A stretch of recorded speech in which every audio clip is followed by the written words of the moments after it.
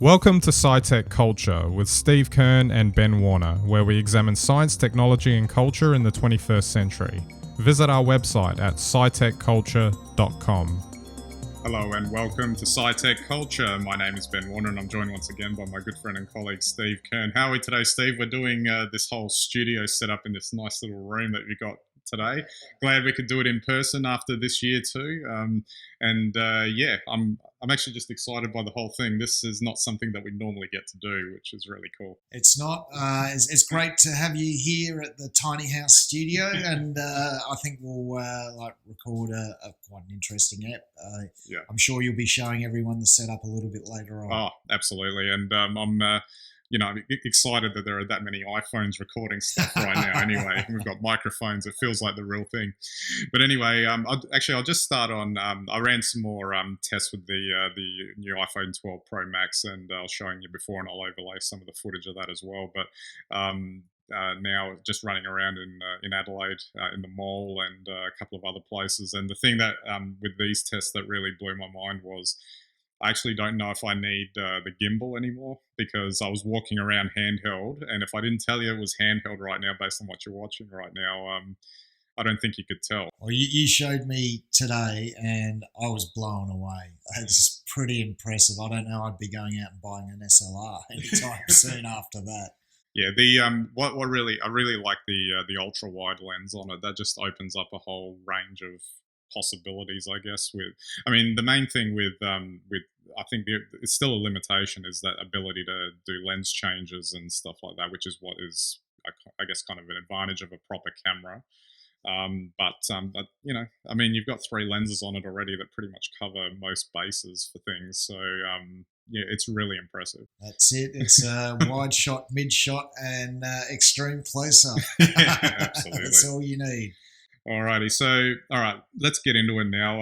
It's our official 2020 wrap-up video, the one that we normally do around this time of the year between Christmas and New Year. Usually with my trip to Adelaide that I usually do. We do them in a variety of places. This is the first one in the little studio, which I said I was excited about. But it's always good to do one of these, just so that all of you know that when we literally do exist in the same place and playing at the same time or something. We're both real people, not just figments. Exactly. All right, so I was just having a look at the episodes that we were looking at throughout the entire year, and obviously, I think compared to previous years, I think we're a little bit more focused in our topic selections. We managed to get most episodes done in 1 year. At 43 for SciTech Culture this year, compared to, I think it was 38 in one of our previous years. That's what happens when you have to stay at home. Yeah, that's right. We had nothing else better to do. Now the main thing, of course, was most of the topics that we got through were mainly Trump related or coronavirus pandemic related, and of course some of those crossed over as well. We did have a couple of other things that we spoke about, but it seems as though we had 21 episodes on the pandemic. Wow. For the whole year. Topical. And I did want to note, first episode we spoke about it, 1st of February.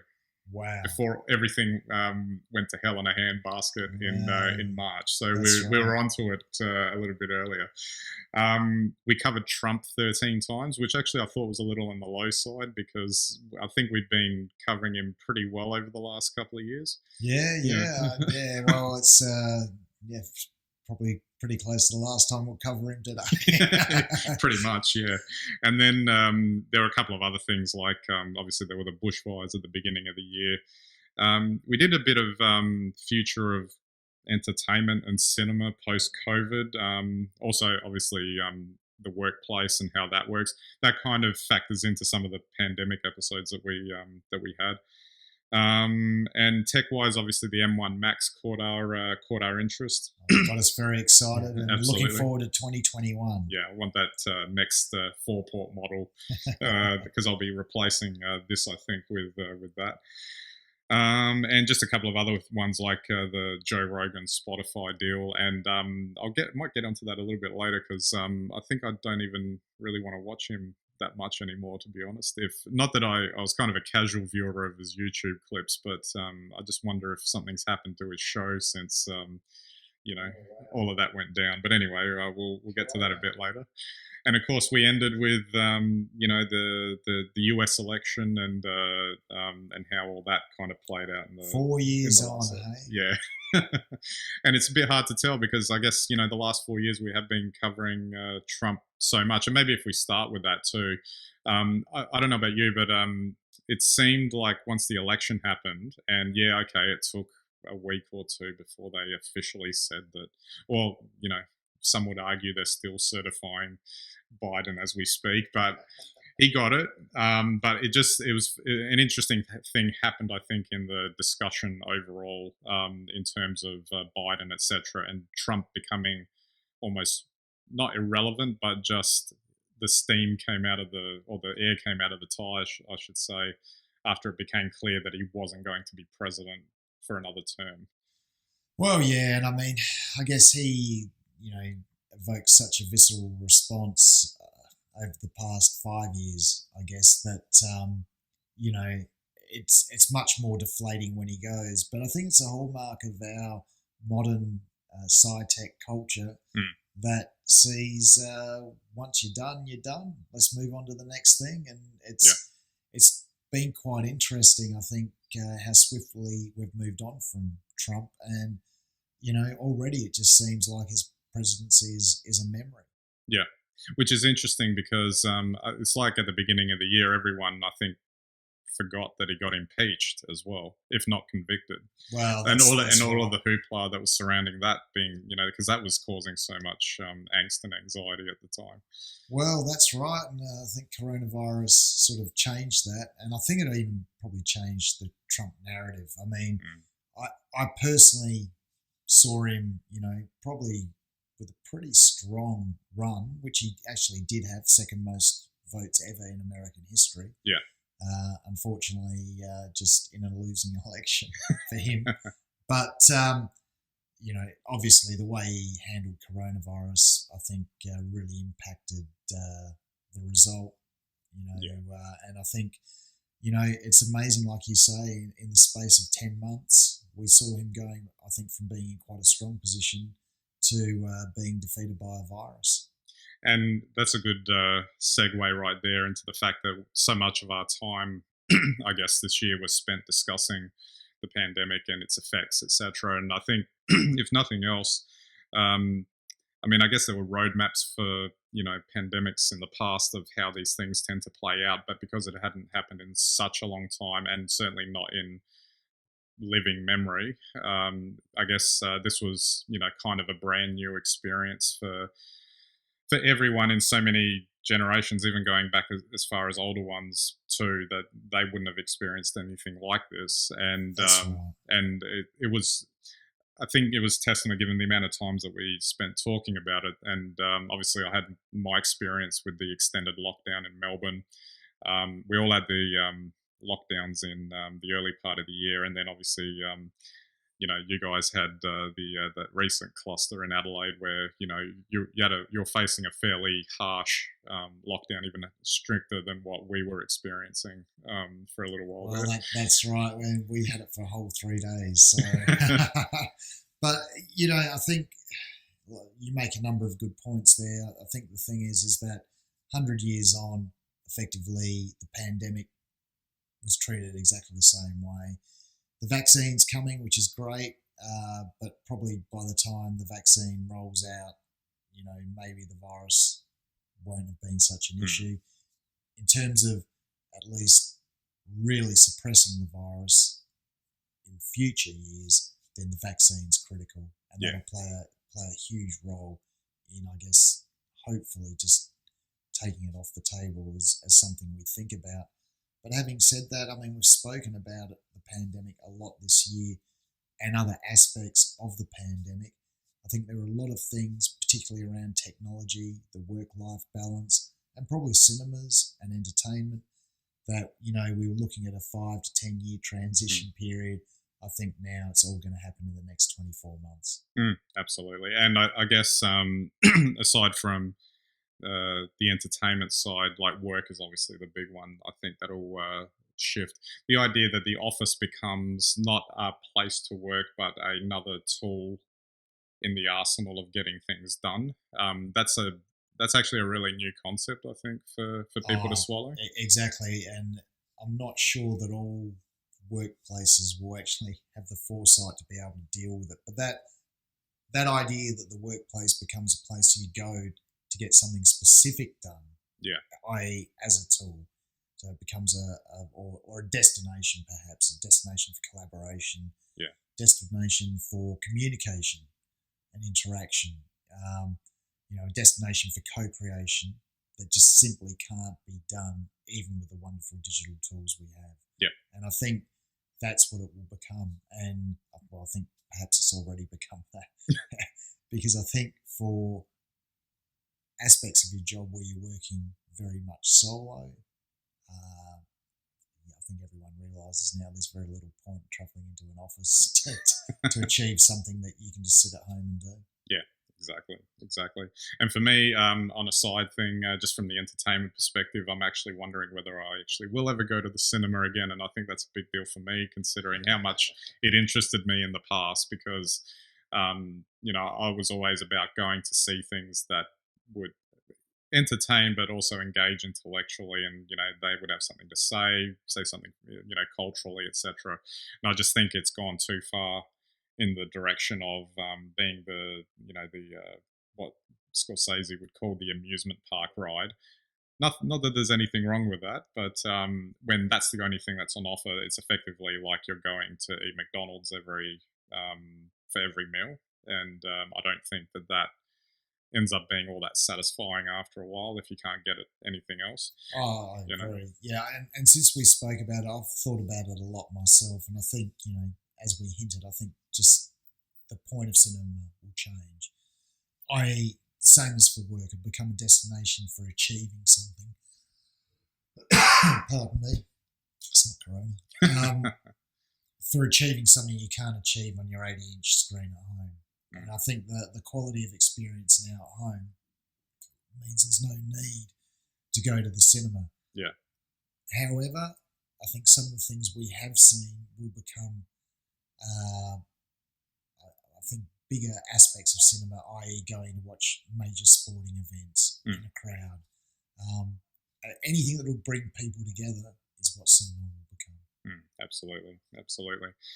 And technologically, I guess for us, our interest, obviously the M1 Max really caught our eye because I think this sort of represented the first time in many years that Apple had actually taken a genuine step forward and regained their Appleness, I guess, for lack of a better term, their differentiation to everyone else that's putting out computers, etc., with the M1 Mac, and it's was a massive step forward, and it's only exciting to see what will end up happening, sort of going forward too.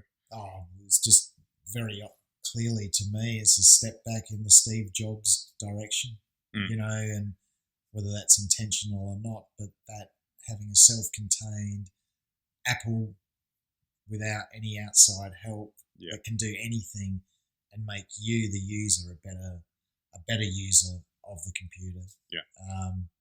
Or PC in a post PC environment. Who knows? I think that's the key.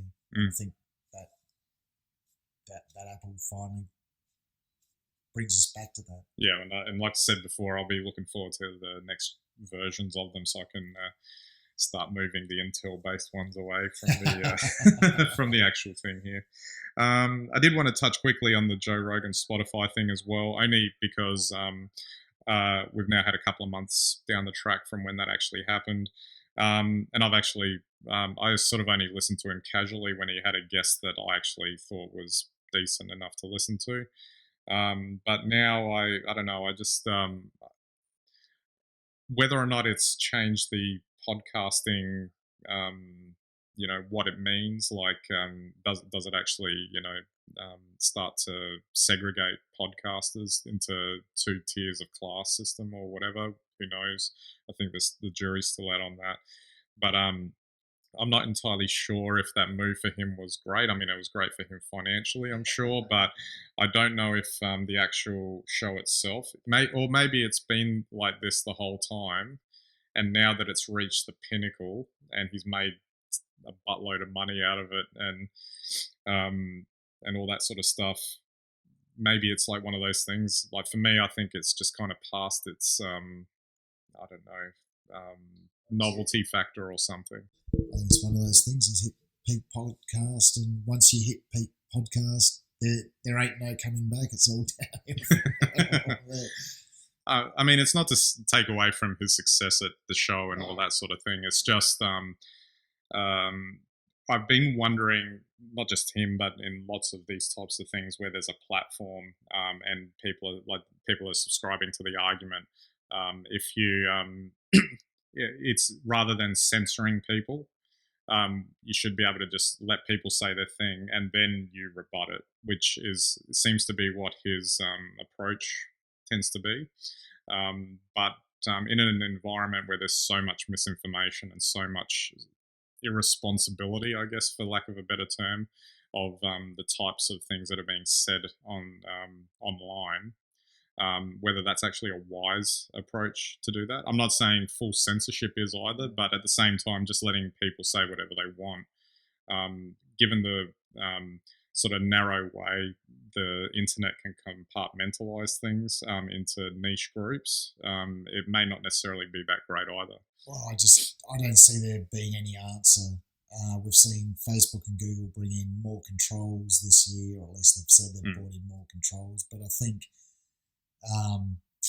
popularity, the peaks, which we're talking about here, and the troughs that come afterwards, the changing in terms of who's hot and who's not, and how quickly things can be replaced by something new, whether that's a new personality, a new style of entertainment, or even a new way of thinking. Yeah, it's brutally quick, and I think that it's easy enough to get your moment in the sun, but I guess a style or a format that works will only work briefly until somebody comes up with something a little bit different or better. Yeah, exactly. And I think looking forward, it's a bit hard to see it improving in that respect anytime soon until, like you said, someone comes up with something. I think, there's some things regarding the internet and entertainment / speech. Yeah. Let's not even call it free. Or thinking that are broken, and it's going to take us a while to work our way out. Yeah, exactly. All right, Steve, we might wrap it up there. I think we covered a lot this year. It's been kind of an extraordinary year in so many ways, and it's I wouldn't call it a reset, but maybe 2021, in leading into 2021, it's a bit of a reimagining of what the world can be like going forward, given COVID in particular just kind of pulled the rug out for so many of us. Some people really did suffer a lot. Others of us, were bitching about being on the couch in front of a TV for 6 months. And others, we just got on with it and found innovative ways to adjust as humans are, want to do. So it'll be interesting to see what happens. Looking forward to next year and seeing what topics we cover next year and where it takes us. That's it. We're off to the new normal, as they've been saying now for a while, and whatever that'll be, I think will have its roots in 2020. I think 2020 will be a year that changed the world. Absolutely. Maybe I'll just need to keep driving over here so we can do episodes in this little room of yours. That'll be fun too. Oh, you're always welcome. Sounds good. All right. So don't forget our website, SciTechCulture.com. You can get all of our links and content there. You can subscribe to our YouTube and Vimeo channels, our RSS feeds, and watch us on any and all of your devices. And we greatly appreciate your visits to our website. All right. Well, that's it for 2020. Hope you managed to get through it like we did. And we'll look forward to seeing you next year in 2021. So have a good one. See you later.